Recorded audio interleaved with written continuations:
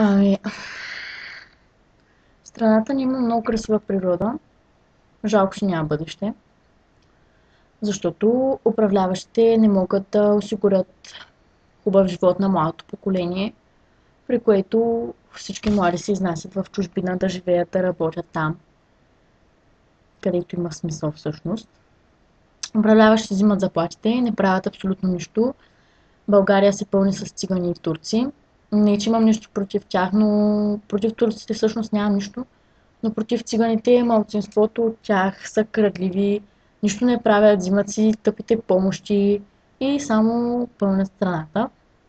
Селата са пълни с цигани, градовете се пълнят с цигани, навсякъде са, няма отърване от тях. И така, общо взето, тази страна няма никакво бъдеще, всичко младо се изнася. Бях гледала колко много клипчета, между другото, за страната ни, където тя е сравнявана с живота живота в нашата страна се сравнява с живота в другите страни и наистина положението е страшно зле.